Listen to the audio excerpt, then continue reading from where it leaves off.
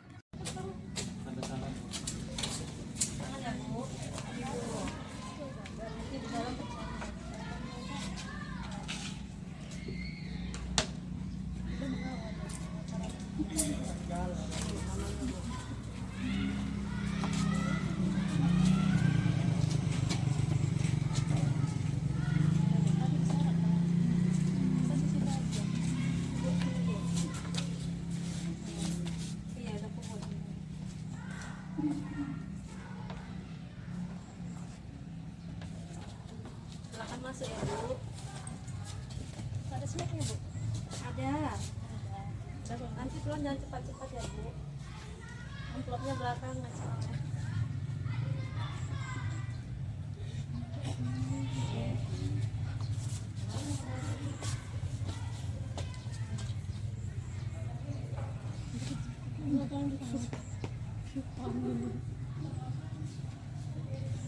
Udah, tanda tangan aja, nanti kita buat tangan di dalam. Lama nanti videonya.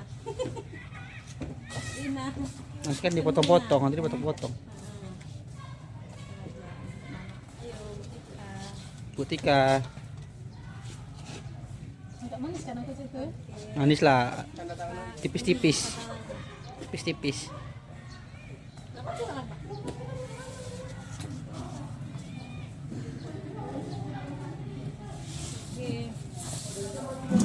Assalamualaikum warahmatullahi wabarakatuh. Selamat pagi, salam sejahtera bagi kita semua. Pertama-tama, marilah kita tingkatkan puji syukur kita kehadirat Allah Subhanahu wa Ta'ala, yang mana pada pagi hari ini kita akan melaksanakan kegiatan CGP kepada yang akan dilaksanakan oleh Adi Ruswanto, angkatan ke-10. Yang saya hormati Ibu Kepala Sekolah UPT SDN 04 Saybalai, dan yang saya hormati rekan-rekan guru sekalian beserta staf UPT SDN 04 Saybalai. Kegiatan yang pertama yaitu kata sambutan dari humasis sekolah kepada Bapak, kami persilakan dengan segala hormat. Bismillahirrahmanirrahim. Terima kasih kepada moderator. Di sini saya sebagai humasi sekolah. Bismillahirrahmanirrahim. Alhamdulillahirabbil alamin wa bihi nasta'in ala umuri dunya waddin. Allahumma shalli ala sayyidina Muhammad wa ala ali sayyidina Muhammad. Rabbi shrah li sadri wa yassir li amri wa hlul 'uqdatam min lisani yafqahu qawli. Yang saya hormati Ibu Kepala Sekolah dan kepada rekan-rekan saya yang hadir pada hari ini. Langsung saja, saya di sini sebagai humasi ingin membuka acara CGP angkatan 10 yang akan dipaparkan dan dijelaskan oleh Bapak Adi Ruswanto mengenai tema budaya positif. Dengan mengucapkan kata Bismillahirrahmanirrahim, acara ini kita buka. Bismillahirrahmanirrahim. Terima kasih. Saya kembalikan. Baiklah, kepada Bapak Adi Ruswanto, langsung saja kegiatan kita buka. Kami persilakan dengan segala hormat.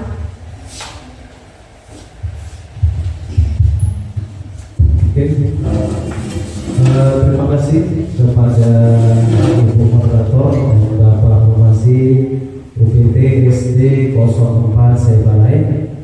Ya, pada hari ini saya Hadi Ruswanto, CGP Angkatan 10 akan melaksanakan pembiasan tentang budaya positif. Ya, pada hari ini juga saya berharap kepada rekan-rekan semua nantinya apa yang saya paparkan bisa kita laksanakan di kelas kita masing-masing. Oke. Sebelumnya coba kepada rekan-rekan kita briefing dulu biar suasananya nggak terlalu tegang kali, ya. Oke, silakan berdiri dulu Bapak Ibu, ya. Briefing dulu ya. Izin Ibu Kepala Sekolah, saya akan melaksanakan pembiasan ya. Coba langkah-langkah yang saya lakukan, coba Bapak Ibu kerjakan ya. Nanti kalau yang salah dihukum di depan ya. Boleh ya Bapak Ibu ya. Jangan terlalu tegang kali ini Bapak Ibu ya. Siapa yang salah di depan ya. Oke. Ini permainannya bos berkata. Nah, ingat saya ini jadi bos sekarang ya. Setiap saya bilang bos berkata, maka kerjakan apa yang saya sampaikan. Nah, tapi kalau nggak ada bos berkata, jangan dikerjakan. Oke, siap? Are you ready? Ready. Ready, ya. Bos berkata, angkat tangannya. Turun. Boleh ya. Nah ini kesempatan satu ya, satu kali. 2 kali nyanyi di depan ya, Bapak Ibu ya. Oke, ulang ya. Oke ya, ulang ya. Bos berkata, pegang telinganya, lepaskan. Iya. Bos berkata lepaskan. Angkat tangannya.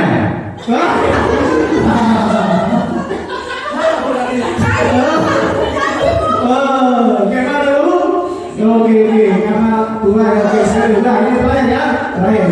Oke, konsentrasi. Ya. Angkat tangannya. Bos berkata, angkat tangannya. Turunkan. Bos berkata, turunkan.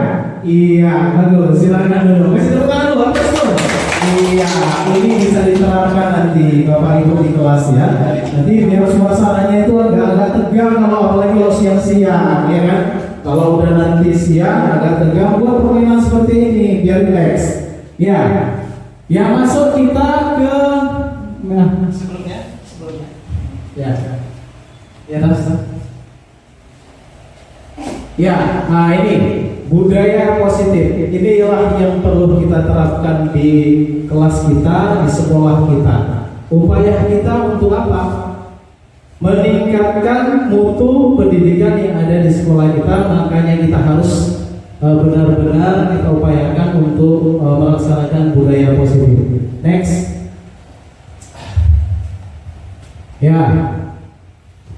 Pertanyaan pemantik. Ya, setuju atau tidak? Ya, yang pertama, ya sekarang boleh ya menjawab ya, boleh menjawab semua. Hukuman dapat mendisiplinkan anak. Coba, siapa yang setuju dengan pertanyaan ini? Coba, hukuman dapat mendisiplinkan anak. Kayak mana? Pak Fahmi, dengan adanya hukuman bisa nggak kira-kira jadi disiplin anak itu? Kasih pendapat. Hukuman dapat mendisiplinkan anak. Di sini saya dalam hukuman mendisiplinkan anak ada 2 kategori. Kalau hukuman yang mendidik saya itu sangat setuju, bisa jadi anak tersebut insya Allah akan disiplin. Tapi apabila hukuman tersebut membuat anak menjadi takut ataupun dianya trauma, bisa jadi di sini si anak akan tidak mau sekolah. Nah, jadi itulah menurut saya tergantung hukumannya, Pak. Terima kasih, saya kembalikan. Oke, hukuman yang pertama tadi dapat hukuman yang positif itu bagaimana maksudnya? Berikan contoh, kayak mana dulu? Pak Bani, hukuman yang positif. Coba kita secara logika berpikir. Hukuman yang positif yang diberikan anak, tapi dia bermanfaat. Kira-kira apa itu? Kira-kira Bu Ningsih, kira-kira ada kasih pandangan? Hukuman yang positif tapi dia berdampak positif bagi anak. Tadi dikatakan Pak Fahmi seperti itu. Tegurannya itu seperti nasihat lah Pak, yang bagus-bagus gitu kan, supaya tidak mengulangi kesalahan-kesalahan yang dia perbuat. Jadi kalau udah kita tegur kan dia pasti, oh aku pernah dibilangi guruku gitu kan, pasti dia nggak akan melakukan kesalahan itu lagi. Itu mungkin Pak.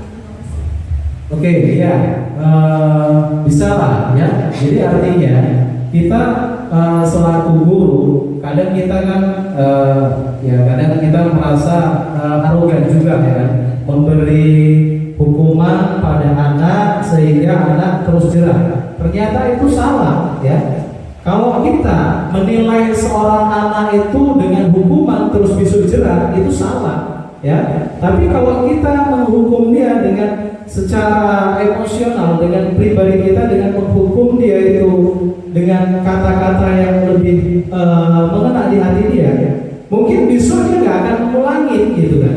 Betul kata Pak Fahmi tadi kan, harus menggunakan bahasa yang positif. Jadi besok tidak mengulangi lagi. Contoh hukuman tadi, anak murid kita sering upacara bendera, tapi kadang dia nggak pakai topi, lupa dia pakai topi, besok kita hukum dia, ataupun pada hari Senin itu kita hukum dia hormat bendera. Itu tidak akan membuat efek jerah pada anak itu tadi.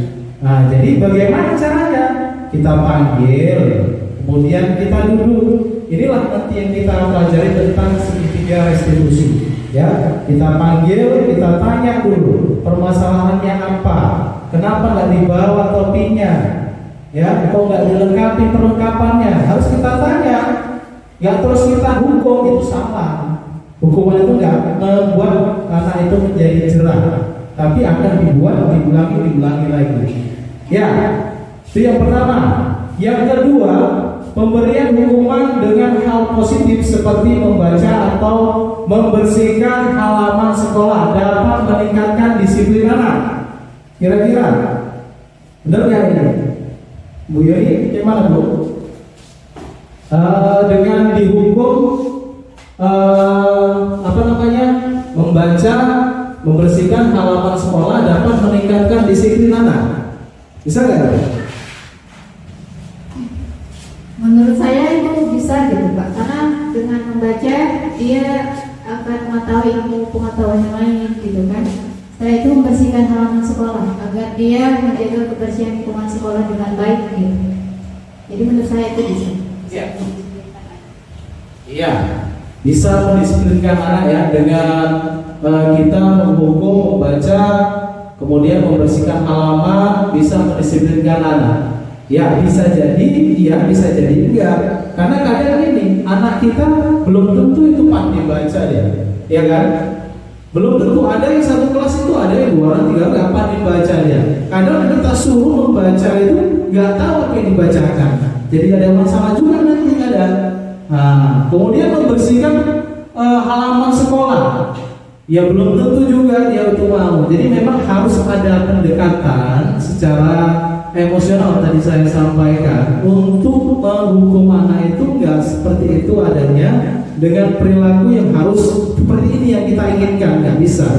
Jadi harus benar-benar kita jalani, benar-benar melaksanakannya itu dengan kemampuan dia yang ada, ya. Jadi kalau seandainya dia dihukum terus seperti itu, belum tentu dia itu besok nggak menjadi disiplin, enggak. Itu hanya sekedar itu aja, ketika dia dihukum itu aja dia ingat, tapi setelah itu lupa gitu. Biasanya seperti itu, ya. Dihukum dia nanti membersihkan kelas, tapi itu bisa tetap dibuat juga, ya. Tadi Bu, yang ketiga tadi pertanyaan pemantik, memberi penghargaan dapat meningkatkan motivasi belajar anak. Kira-kira itu bagaimana itu Bu Desi? Benar nggak itu kalau Ibu yang tiga tadi? Memberi penghargaan dapat meningkatkan motivasi belajar anak. Benar nggak kira-kira? Setuju nggak ya? Kalau menurut saya sih setuju Pak, karena kalau kita memberikan penghargaan dalam memotivasi anak, mereka pasti lebih giat lagi belajar. Contohnya kita mereka belajar dengan baik, ya kita beri aplaus atau kita memberi sebuah hadiah gitu Pak, supaya mereka lebih giat lagi belajar. Gitu Pak. Itu sih. Terima kasih. Iya. Ya, kasih urus. Setuju ya? Iya, setuju ya. Ya, kalau kita memberi penghargaan sama anak, tentu saja anak itu termotivasi ya kan. Terus semangat. Hadiah itu nggak terlalu besar atau nilainya besar. Kasih kita momen aja, permen, kasih jajan. Semangat itu anak itu, ya kan? Jadi mulai bisa lah kita terapkan. Nanti Bapak Ibu di rumah siapkan permen, ya. Kalau nggak ada duit, ya minta duit sama kepala sekolahnya untuk beli permen, ya kan, di kelasnya masing-masing. Nanti kasih reward, jadi biar semangat anak-anaknya. Ya, next. Selanjutnya pembelajaran disiplin positif dan nilai-nilai kebajikan universal. Ya. Apakah makna disiplin? Nah, coba siapa yang tahu tentang makna disiplin? Apa itu makna disiplin? Pengertian dari disiplin. Ya, Pak Fahmi. Kira-kira disiplin itu bagaimana itu disiplin? Kalau menurut saya disiplin itu artinya melakukan tanggung jawab dengan sebaik-baiknya dan tidak melanggar aturan yang telah disepakati. Itu saja Pak, terima kasih. Iya, disiplin itu adalah tindakan yang memang harus dilakukan karena ada peraturan. Kembali kita ke peraturan. Tadi sebelumnya kita harus mempunyai peraturan kelas. Kalau di dalam ruangan kita, di kelas kita, seharusnya Bapak Ibu semua ini kita harus tanamkan lah dari mulai kelas 1 sampai dengan kelas 6 harus kita buat yang namanya peraturan kelas dulu. Ya. Apa itu peraturan kelas?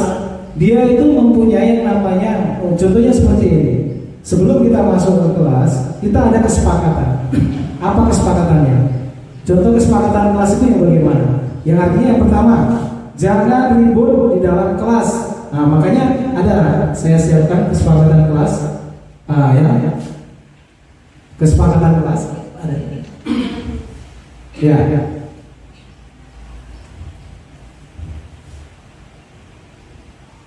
Ya, ini peraturan kelas ya. Peraturan kelas ini diambil dari pertama yaitu kita mempunyai yang yang pertama kita harus mempunyai tujuan dulu. Apa yang di kelas kita itu yang menurut kita itu nanti akan menghambat proses belajar mengajar. Jadi harus ada keyakinan kelas atau peraturan kelas. Yang pertama kita buat dulu kelas kita itu jangan nanti ribut. Nah, dari siapa? Dari anak-anak tadi.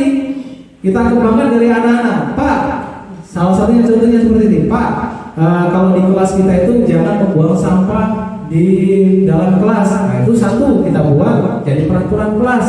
Kemudian yang kedua, Pak, di kelas itu nggak boleh kita menjadi kawan. Nah, itu jadi peraturan kelas. Biasanya ini harus ditanamkan di lingkungan kelas kita, harus ditanamkan seperti itu. Kemudian yang kedua, yang ketiga mungkin Pak, jangan cerai-cerai dinding. Itu menjadi kesepakatan kelas. Nah, jadi dari kesepakatan kelas itu akan menimbulkan nilai-nilai disiplin. Nah, dari situ nanti baru kita kembali menjadi seorang pendidik yang mendidik anak yang benar-benar disiplin. Ya, tadi kembali ke atas, Bu.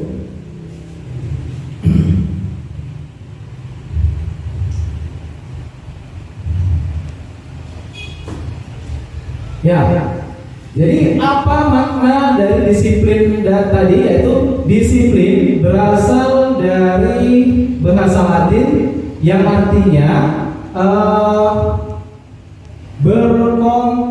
berkonotasi dengan disiplin diri dari murid-murid Skotter dan Plato. Disiplin diri membuat orang menggali potensi menuju sebuah tujuan apa yang dia hargai. Namun dalam budaya kita, makna kata disiplin telah berubah menjadi suatu yang dilakukan seorang pada orang lain untuk mendapat kepatuhan, kecenderungan umum, adalah menghubungkan kata disiplin dengan ketidaknyamanan, bukan dengan apa yang kita hargai atau pencapaian suatu tujuan mulia. Ya, next. Ya, nilai-nilai kebajikan universal. Ya, lanjut. Pembelajaran teori motivasi hukuman dan penghargaan restilasi. Ya. Kemudian teori motivasi perilaku manusia. Ya, sebentar. Nah, ini tadi motivasi eksternal, yaitu untuk menghindari ketidaknyamanan hukuman apa yang akan terjadi apabila saya tidak melakukannya. Jadi kalau kita tidak melakukannya akan menimbulkan motivasi eksternal. Kemudian yang kedua, untuk mendapatkan imbalan dari orang lain, institusi apa yang akan saya dapatkan apabila saya melakukannya, yaitu motivasi eksternal. Kemudian yang ketiga, motivasi internal atau tujuan disiplin positif untuk menghargai diri sendiri. Saya akan menjadi orang yang seperti apabila saya melakukannya. Jadi ini adalah teori motivasi perilaku manusia. Jadi ada tiga ya. Jadi menurut Ki Hajar Dewantara, ini Bapak Ibu, merdeka menurut Ki Hajar Dewantara, merdeka itu artinya tidak hanya melepas dari perintah, akan tetapi juga cakap buat memerintah diri sendiri. Jadi artinya seperti ini. Tidak hanya kita memerintah seseorang, tapi harus benar-benar kita mampu ya menjadikan diri kita itu menjadi panutan bagi orang lain. Ya, kita sebagai seorang guru tentu saja jangan biasanya guru kucing berdiri, anak kucing berlari. Jadi kita seorang guru yang di depan kelas harus memberikan pandangan yang baik kepada murid-muridnya sesuai dengan apa yang menjadi moto dari Ki Hajar Dewantara. Ya, selanjutnya bentuk program kebajikan apresiasi. Dalam memberikan apresiasi atau pengakuan kepada murid kita, maka ya kebutuhan dasar manusia dan dunia yang berkualitas. Ya, kebutuhan dasar manusia itu ada 4. Yang pertama kasih sayang dan rasa diterima, kemudian kesenangan, kemudian penguasaan, dan yang terakhir adalah kebebasan. Jadi dalam ruang lingkup kebutuhan dasar manusia, kita sebagai seorang guru harus kita tanamkan ke 4 poin tersebut. Apa itu nilai kasih sayang? Ya, kebutuhan kasih sayang itu harus benar-benar kita laksanakan dalam proses kita belajar mengajar. Ya, jangan kita membeda-bedakan anak yang satu harus kita sayangin, anak yang satu enggak. Harus benar-benar kita ayomin semua. Makanya saya bilang tadi, semua anak itu sama, mempunyai kepentingan yang sama untuk belajar di sini untuk supaya pintar. Kadang kita seorang pendidik membeda-bedakan. Anak ini pintar harus kita sayangin, anak ini anak kepala sekolah atau anak guru kita sayang. Enggak seperti itu. Harus benar-benar kita sayangi di ruang lingkupnya. Ya. Oke. Yang tadi belum tadi. Yang kedua adalah kesenangan. Buat suasana di kelas itu merasa senang. Jadi kalau suasana senang, tentu saja belajarnya pun nyaman, enak didengar, enak penjelasan gurunya, enak nyaman dia di kelas. Pasti saja nanti belajarnya apa yang disampaikan materi sama guru pasti enak diterima, gitu ya. Jadi kalau udah nggak senang di dalam kelas, tentu saja anak pun jadi malas. Ya jangan terlalu monoton kita belajarnya di dalam kelas. Kadang kan kita belajar di dalam kelas, kita sibuk dengan urusan kita pribadi, dengan kita memegang HP. Anak pun merasa risih dia kan, hanya memberikan tugas saja sama muridnya, tapi setelah itu kita biarkan. Jadi anak pun merasa jenuh juga kadang. Timbulkanlah rasa kesenangan tadi. Udah merasa kesenangan, penguasaan. Dari rasa senang itu akan timbul penguasaannya tadi, karena semangat dia untuk belajar. Tentu saja kalau udah semangat belajar, penguasaannya tadi, materi yang disampaikan tadi guru pasti bisa diterima dengan baik. Ya, selanjutnya kebebasan juga. biarkan berekspresi anak-anak itu. Apa yang dibuatnya itu pasti mempunyai imajinasi. Kadang kita salah, anak itu mencoret-coret itu bukunya. Ternyata dia itu mempunyai keinginan, ternyata mau menggambar banyak lagi. Harus benar-benar kita tahu sebagai seorang pendidik. Jangan kita menganggap harus seperti tahu tambah-tambah, harus tahu kali-kali. Tapi dimensinya dia nggak paham, dia ternyata mau menggambar, mau bermusik. Contoh anak ini megang kayu di dalam kelas benar-benar, ternyata hobinya itu jadi drummer ataupun seperti apa. Jadi semua anak itu punya kelebihan masing-masing. Jangan kita paksakan itu harus tahu seperti ini, nggak seperti itu adanya. Jadi harus sesuai dengan minat dan bakatnya itu tadi ya, Bapak Ibu. Oke, selanjutnya, segitiga restitusi. Nah, ini yang kita pahami tadi tentang segitiga restitusi. Ya, ini segitiga restitusi, di mana kamu tentunya punya alasan mengapa melakukan itu. Jadi kalau kita di dalam segitiga restitusi, kalau terjadi yang namanya kasus tadi, kalau umpamanya tadi nangis tadi, harus kita pahami dulu dasarnya apa. Menstabilkan dulu identitasnya, ya. Harus benar-benar kita identitasnya itu kita stabilkan dengan menanyai tadi, bagaimana kau melakukan kok nangis, harus kita pahami dulu. Sudah distabilkan, kemudian validasi tindakan yang salah. Baru kita nasihati, tindakan salah, jangan kau buat nangis kawanmu. Nanti kalau kamu nangis, besok pun kau nanti juga lagi selesai nanti permasalahan. Kemudian meyakinkan keyakinannya. Setelah kita yakinkan, besok dia pasti tidak akan mengulangi perbuatannya lagi. Jadi dalam segitiga restitusi, yang pertama itu harus kita menstabilkan identitas, kemudian memvalidasi tindakan yang salah. Yang ketiga adalah meyakinkan dia harus tidak melakukan perbuatan itu lagi. Ya, next. Ya. Jadi di sini dalam pelaksanaan disiplin kelas, tujuannya tadi refleksinya. Hal yang baru apa yang mengubah paradigma saya ketika kita belajar tentang budaya positif ini? Hal apa yang bisa didapatkan? Coba, Bu Ning.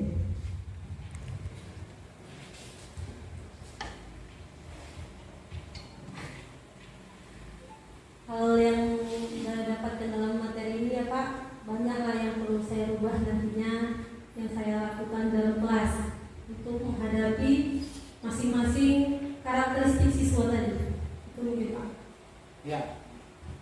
Ya benar. Ya, salah satunya kita harus jangan menganggap semua murid sama ya. Harus kita bedakan karena memang pada prinsipnya karakteristik anak itu berbeda-beda ya. Ada yang dia pandainya matematika, ada yang pandainya itu agama. Makanya perlu kita sebagai seorang guru harus bisa benar-benar mengkoreksi ya mana kemampuannya. Ya, yang kedua refleksinya, perasaan apa yang muncul selama mengikuti sesi ini, khususnya mengenai makna disiplin dan motivasi intrinsik. Apa nih? Yang mana tadi Pak? Yang poin kedua.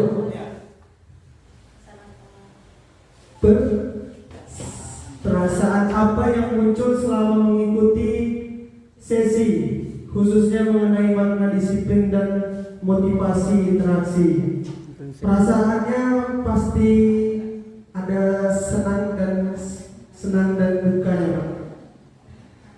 Kalau yang senangnya mungkin anak tersebut dapat melakukan kegiatan-kegiatan yang positif karena sudah disiplinkan. Kalau yang dukanya mungkin anak tersebut ada yang kurang suka dengan peraturan yang terlalu sangat ketat sehingga dia menjadi beban dalam belajar. Terima kasih Pak. Kembali.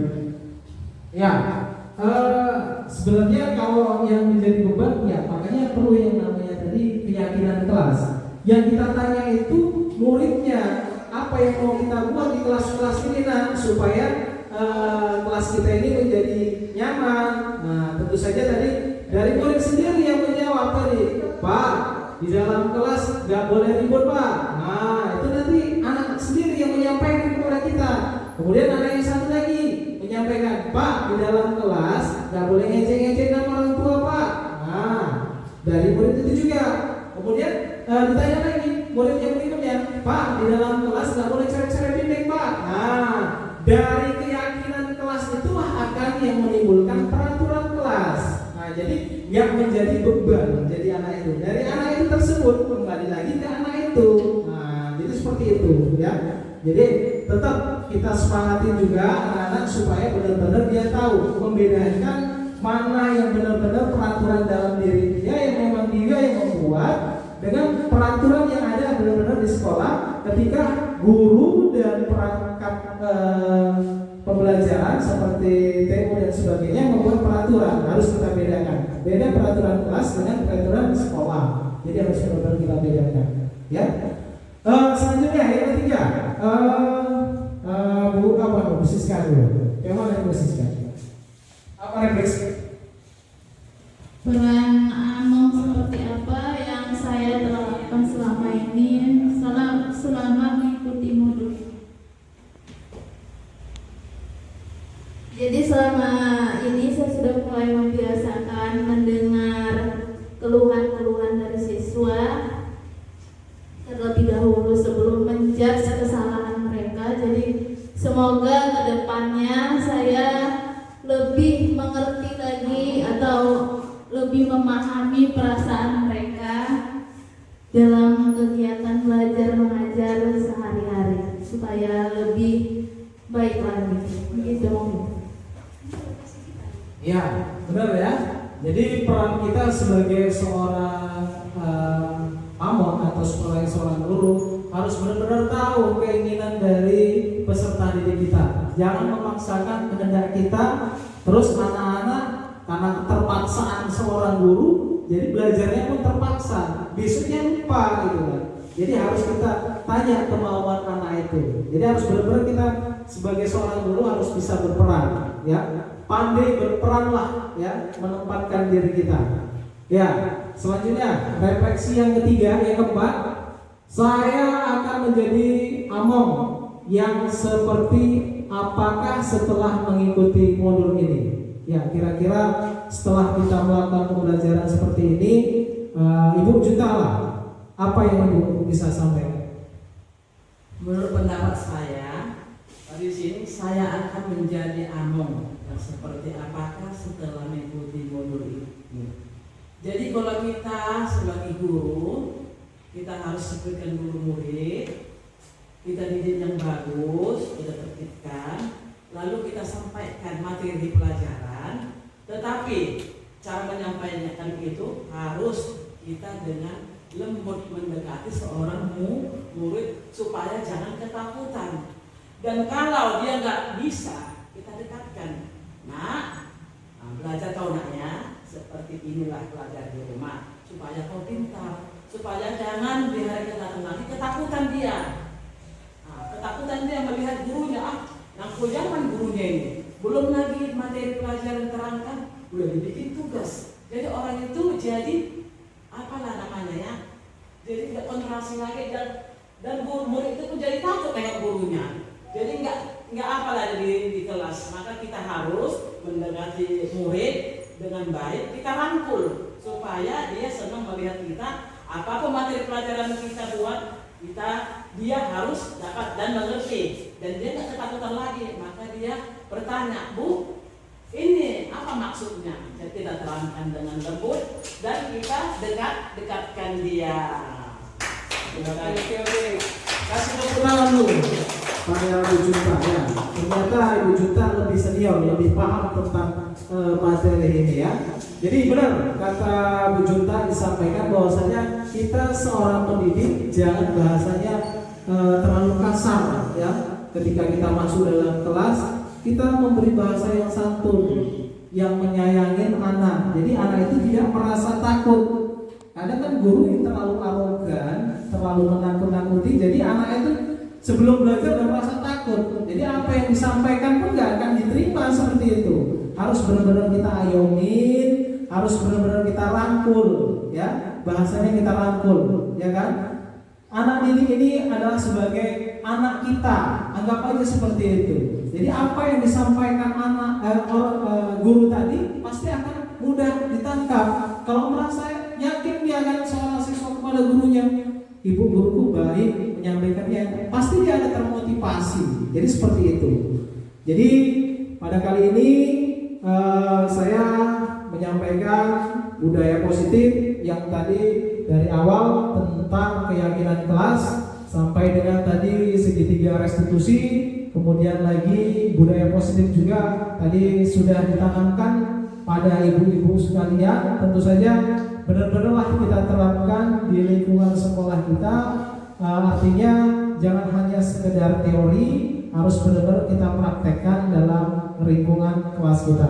Ya terutama tadi untuk keyakinan kelas, ya bolehlah dibuat nanti sebelum belajar kita buat keyakinan kelas kita. Jadi biar anak-anak itu tahu peraturan yang kita buat, yang anak itu sendiri harus kita tanamkan budaya seperti itu. Jadi anak-anak itu benar-benar tahu nanti ke depannya apa menjadi kesalahannya, dia tidak buat pasti kalau udah ada peraturan. Jadi mungkin ini yang bisa saya sampaikan.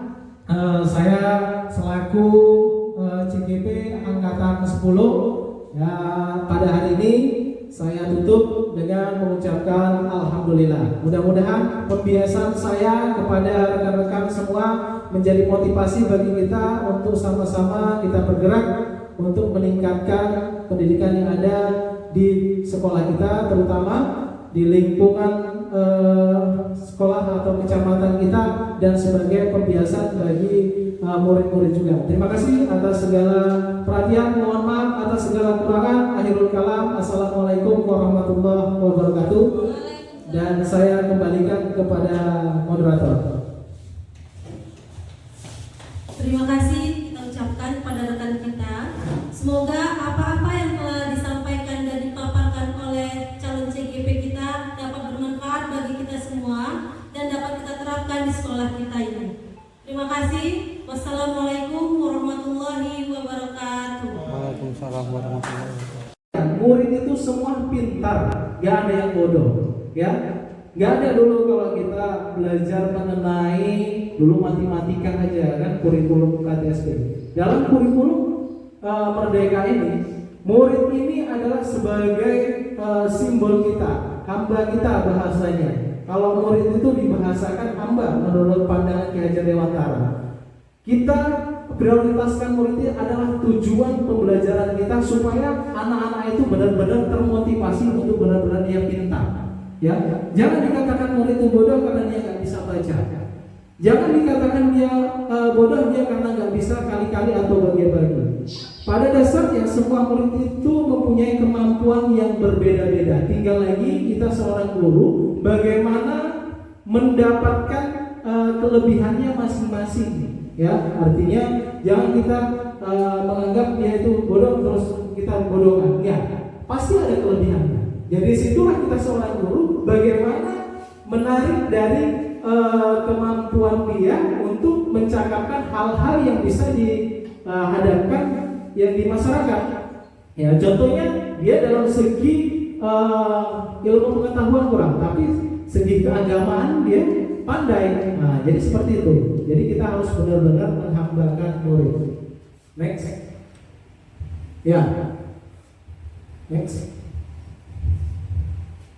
Ya. Tindakan guru, ya. Nah, ini tindakan guru dalam tindakan guru mencatat 100 kali dalam buku kalimat saya tidak akan terlambat lagi karena apa ya? Ini nilai hukuman ya. Ya, ini tadi adalah contoh dari nilai hukuman ya. Nah ini Bapak Ibu yang sering kita lakukan dalam kelas kita. Kita sering menghukum murid dengan suruh menulis sampai berapa halaman. Ini nilai hukuman. Kemudian yang kedua, lari mengelilingi lapangan. Ini guru olahraga sering seperti ini, nilai hukuman.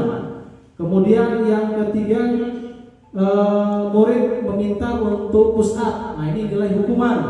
Nah, ini kalau konsekuensi menggantikan kertas tugas teman yang telah dicoret-coret. Nah, ini konsekuensi ya. Nah, ini kita harus bisa bedakan nilai hukuman atau nilai konsekuensi ya.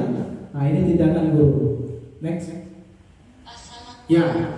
Jadi harus kita bedakan antara perbedaan hukuman dan konsekuensi. Apa itu hukuman? Yaitu hukuman sesuatu yang menyakitkan harus terjadi, meyakinkan harus terjadi. Kalau konsekuensi sesuatu harus terjadi. Nah, kemudian yang kedua, membuat anak sakit. Ya. Kalau nilai hukuman, konsekuensi membuat anak merasa tidak nyaman di dalam jangka waktu pendek. Nah, itu bedanya. Kemudian yang ketiga, anak membenci kedisiplinan. Kalau konsekuensinya anak menghargai disiplin. Jadi beda hukuman dengan konsekuensi. Ya, next. Di sini ada yang namanya restitusi. Nah, ini Bapak Ibu perlu Ibu pahamin dalam kita melaksanakan proses belajar mengajar di dalam kelas. Apa restitusi? Ya, restitusi adalah proses menciptakan kondisi bagi murid untuk memperbaiki kesalahan mereka sehingga mereka bisa kembali pada kelompok mereka dengan karakter yang lebih kuat. Kemudian restitusi juga merupakan proses kolaboratif yang mengajarkan murid untuk mencari solusi untuk masalah mereka dan membantu murid berpikir tentang orang seperti apa yang mereka inginkan menjadi tujuan mulia dan bagaimana mereka harus memperlakukan orang lain. Jadi artinya seperti ini. Ketika guru anak murid kalian melakukan kesalahan yang mungkin dianggap kita itu harus benar-benar dihukum. Contoh, anak murid kita tadi melakukan kesalahannya, umpamanya mengejek kawannya sehingga kawannya menangis. Jadi kalau menurut Pak Fahmi dulu, kalau saya tanya, bagaimana langkah-langkah Pak Fahmi ketika ada murid, contohnya, nah inilah Bu Rina umpamanya ya, Bu Rina menggarai Bu Tika sehingga Bu Tika nangis. Nah, bagaimana tanggapan Pak Fahmi supaya melakukan anak ini supaya tidak nangis dan tidak dendam? Kalau menurut Pak Fahmi bagaimana?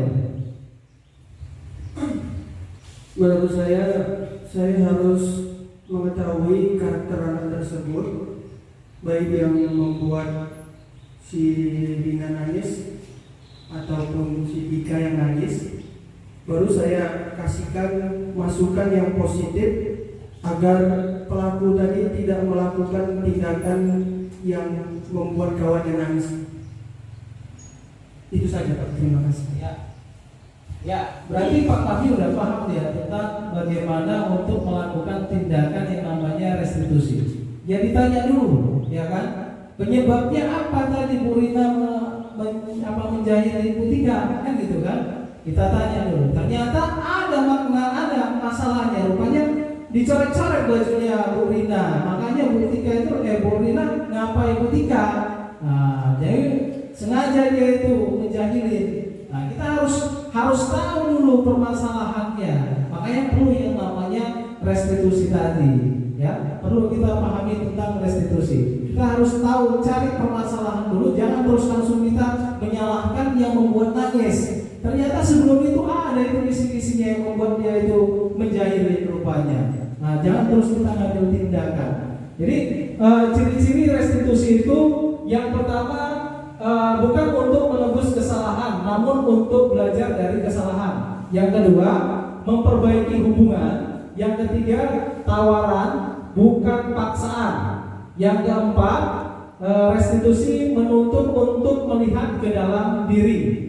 Yang kelima, restitusi mencari kebutuhan dasar yang mendasari tindakan. Yang keenam, restitusi diri adalah cara yang paling baik. Yang ketujuh, restitusi fokus pada karakter bukan tindakan. Ya, next. Ya, nah ini tadi yang saya sampaikan, pembelajaran keyakinan kelas. Ya, jadi Bapak Ibu di dalam kelas harus benar-benar kita laksanakan yang namanya keyakinan kelas. Mengapa tindakan peraturan saja? Mengapa harus keyakinan kelas? Nah ini harus dipertanyakan. Mengapa kita memiliki peraturan harus menggunakan helm bila mengendarai kendaraan roda 2? Nah jadi artinya di luar aja mempunyai peraturan, apalagi di dalam kelas. Makanya ketika ibu mengajar, sebelum mengajar harus ada buat peraturan, buat keyakinan kelas dulu Bu. Jadi biar anak-anak itu merasa takut dengan adanya peraturan tadi. Bisa saja kelas ini berbeda dengan kelas yang satu.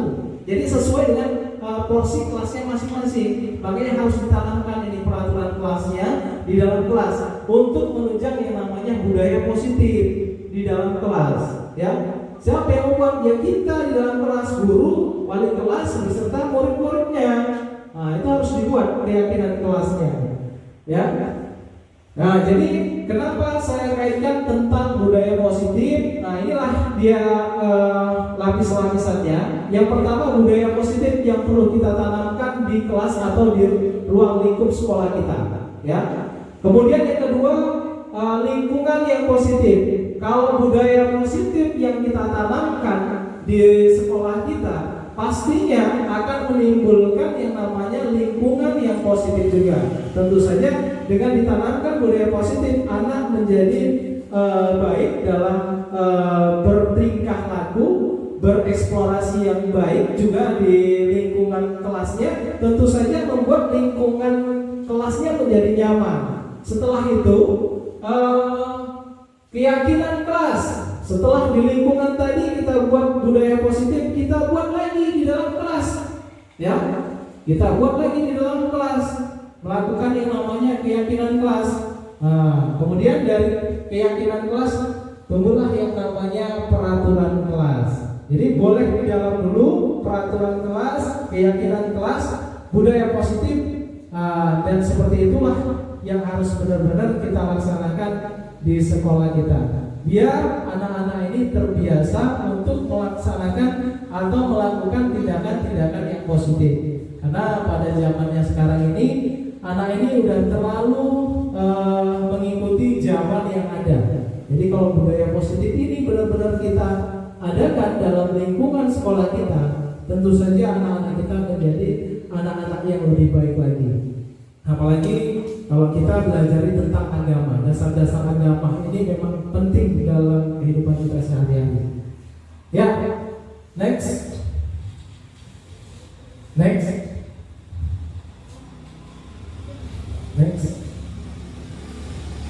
Ya, kebutuhan dasar manusia dan dunia yang berkualitas. Ya.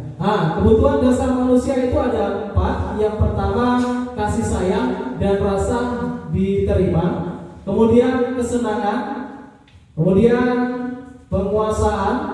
Dan yang terakhir adalah kebebasan. Jadi dalam ruang lingkup kebutuhan dasar manusia, kita sebagai seorang guru harus kita tanamkan ke-4 poin tersebut. Apa itu nilai kasih sayang? Ya, kebutuhan kasih sayang itu harus benar-benar kita laksanakan dalam proses kita belajar mengajar. Ya, jangan kita membeda-bedakan anak yang satu harus kita sayangin, anak yang satu enggak. Harus benar-benar kita ayomin semua. Nah, makanya saya bilang tadi, semua anak itu sama, mempunyai kepentingan yang sama untuk belajar di sini untuk supaya pintar. Kadang kita seorang pendidik membeda-bedakan. Anak ini pintar harus kita sayangin. Anak ini anak kepala sekolah atau anak guru kita sayang. Enggak seperti itu. Harus benar-benar kita sayangi di ruang lingkupnya. Ya. Oke.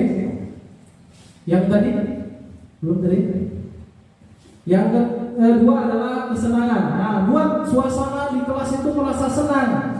Jadi kalau suasana senang, tentu saja belajarnya pun nyaman, enak didengar, enak penjelasan gurunya, enak nyaman dia di kelas. Pasti saja nanti belajarnya apa yang disampaikan materi sama guru pasti enak diterima, gitu ya.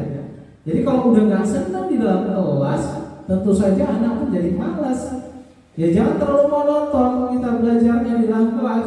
Nah kadang kan kita belajar di dalam kelas, kita sibuk dengan urusan kita pribadi, dengan kita memegang HP. Anak pun merasa risih, dia kan hanya memberikan tugas saja sama muridnya, tapi setelah itu kita biarkan. Jadi anak pun merasa jenuh juga kadang. Nah, timbulkanlah rasa kesenangan tadi. Itulah hasil pembiasan tentang video aksi nyata saya tentang diseminasi budaya positif yang ada di sekolah saya, yaitu UPT SD 04. Mudah-mudahan bermanfaat bagi teman-teman saya dan bermanfaat bagi kita semua. Dan lebih dan kurang saya mohon maaf. Akhirul kalam. Assalamualaikum warahmatullahi wabarakatuh.